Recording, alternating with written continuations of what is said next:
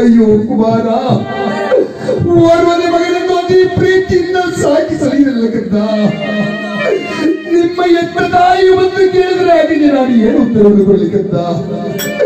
ಈ ರಾಜ್ಯ ಸಿಂಹಾಸನದ ಮೇಲೆ ಕುಡಿಸಿ ಪಟ್ಟಾಭಿಷೇಕವನ್ನು ಮಾಡಿ ಈ ನನ್ನ ಕಣ್ಣುಗಳಿಂದ ನೋಡಬೇಕೆಂದು ಇಷ್ಟು ಆಸೆಯನ್ನು ಪಟ್ಟುಬಿಟ್ಟಿದ್ದೇನೆ. ಅಯ್ಯೋ ಬ್ರಾಹ್ಮಣರೇ, ನನ್ನ ಮಕ್ಕಳು ಏನು ಅಪರಾಧವನ್ನು ಮಾಡಿದ್ರಿಂದಾಗಿ ನನ್ನ ಮಕ್ಕಳನ್ನು ಕೊಂದೆ ಪಾಪಿ ಎಂಬುದಾಗಿ ದುಃಖವನ್ನು ಮಾಡುತ್ತಾ, ಮಂತ್ರಿ ಮಿಂಚಿ ಹೋದ ಕಾಲಕ್ಕೆ ಚಿಂತಿಸಿದ ಫಲವೇನು? ಈ ಪಾಪಿಯನ್ನು ಸೆಳೆದುಕೊಂಡು ಹೋಗಿ ನಮ್ಮ ಅರಮನೆ ಹಿಂಭಾಗದಲ್ಲಿ ಸೂಲಕ್ಕೆ ಹಾಕಿಬಿಡಿ. ಆಗಲಾದರೂ ನಮ್ಮ ಮಕ್ಕಳನ್ನು ಕಳೆದುಕೊಂಡ ಆಕ್ರೋಶ ಆಗಲಾದರೂ ಸ್ವಲ್ಪ ಮಟ್ಟಿಗೆ ಶಾಂತವಾಗಬಹುದು. ಸೆಳೆದುಕೊಂಡು ಹೋಗಿ ಈ ಪಾಪಿಯನ್ನು ಎಂಬುದಾಗಿ ಮೃಗರಾಜ ಮಕ್ಕಳನ್ನ ಕಳೆದುಕೊಂಡು ಆತುರದಿಂದ ಗುರುಗಳನ್ನ ಸೂಲಕ್ಕೆ ಹಾಕುವಂತೆ ಆಜ್ಞೆಯನ್ನು ಮಾಡಿದ್ದಾರೆ.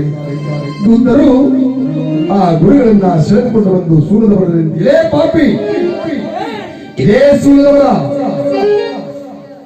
ನಿನ್ನ ಸೂಲಕ್ಕೆ ಹಾಕುವಂತೆ ನಮ್ಮ ರಾಜ ಆಜ್ಞೆ ಇದೆ, ನಿನ್ನ ಉತ್ತರವೇನು?